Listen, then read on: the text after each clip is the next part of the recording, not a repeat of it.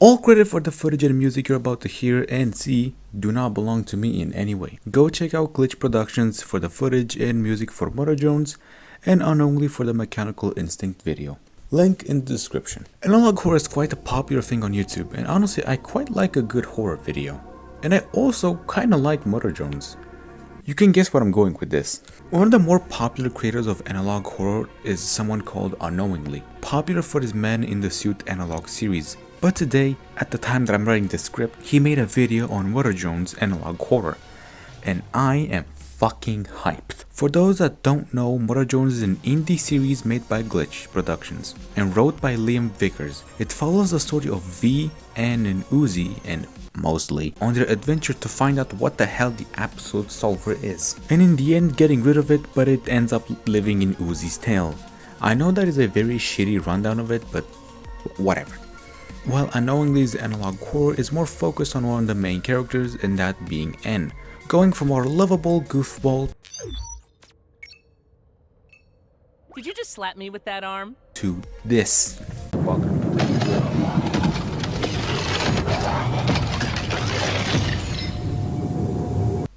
Yeah. And in this video we'll be going over the first episode of this analog horror series and find some of the hidden details within the video and giving some of my thoughts on what's going on. So with that being said, let's start. The video begins with text saying Valentine is done here but now they're gone. Romeo and Juliet are together in eternity. Before the text, Romeo and Juliet turns to red, most likely talking about Ann and Uzi's relationship, and an N being emphasized with a bright yellow. Then suddenly an announcement or ad is made by Khan, Uzi's dad, telling the worker drones about what is the purpose of the doors of the bunker, saying how they're made to keep disassembly drones, those being N, V, and J, out of the bunker. UDF even do? Well, we did make something super cool and safe. We made doors! 3 of them to be exact. And their job is to keep disassembly drones out of the bunker.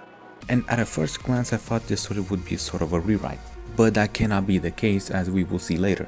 The ad/announcement/PowerPoint presentation ends with Khan begging the worker drones to not go outside the doors. With all this stuff happening, here's what I'll tell you to do. Never go outside. You will die if you do. Please, don't go outside the doors. And if you turn on subtitles, you will see them say they never do listen. Talking about Uzi in episode 1, most likely. We then get footage of a worker drone investigating a warehouse in search for N, with the worker drone saying how Khan sent him to look for N, which, speaking of, there he is! Or mostly his glowing headband thing with alongside his eyes. The worker drone tries to get him back to the bunker, but not before he turns into this, which is horrifying, and in the end killing the worker drone with the subtitles saying a link. Speaking of subtitles, this video really likes to use subtitles for hidden messages. There are 4 I want to talk about. When N catches the worker drone, he along the subtitles say peekaboo. Why is this notable? Well, that's very much in character for Sin. If any of you aren't aware, Sin is the absolute solver, a eldritch horror that likes to make jokes when killing her victim. This will come into play later. The second is, and I stood upon the sand of the sea, and I saw a beast rise up out of the sea. Now, thanks to a very useful comment made by Techno-Ton-Free, I think that's how you say his name, I found out that this is a verse from the Bible.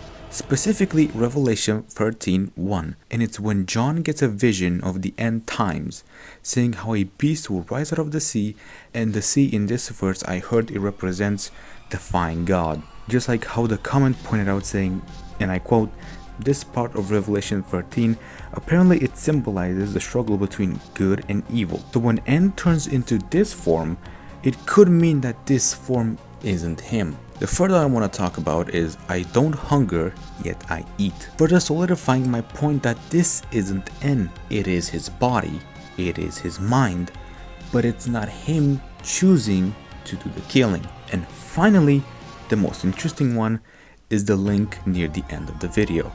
And if you type out the link, it sends you to an unlisted video, which I'll play right now. Okay. Greetings. This is Serial Designation J, recording another report. Unfortunately, I am still stranded on what now seems to be a dead planet. Precautions are being taken as I continue to roam. Fewer drones remain, leftovers from who knows when.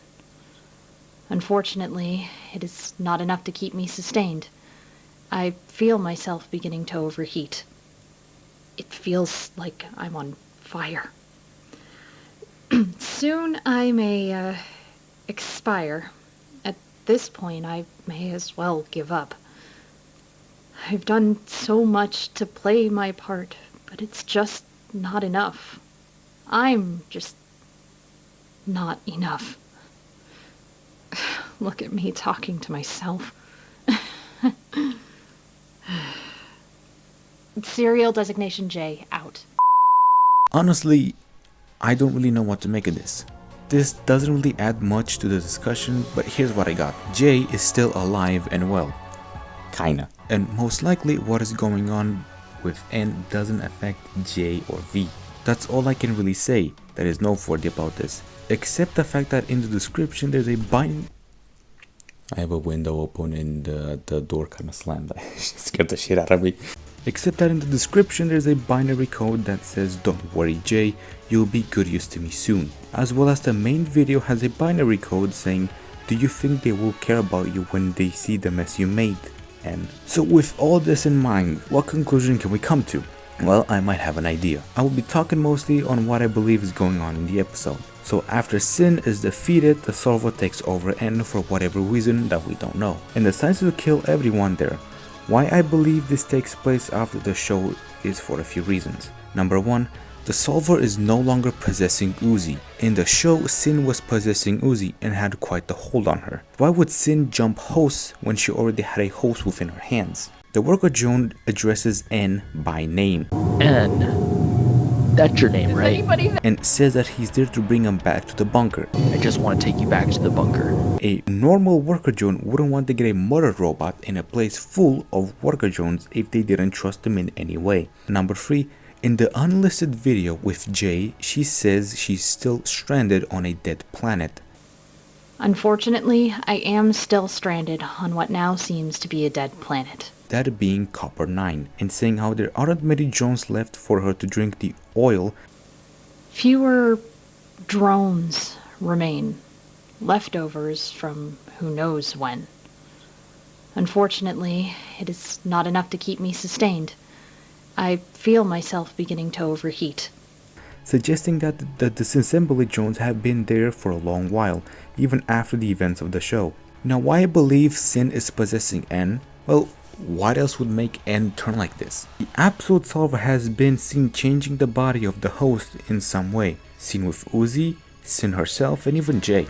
There is simply no other thing to make N act like this. So in conclusion, N is being possessed by the Absolute Solver after the events of the show. N isn't in control of his body as Sin is taking over and killing everyone she comes across. Jay is still on the planet, likely aware of what's going on, as she said, Precautions are being taken as I continue to roam.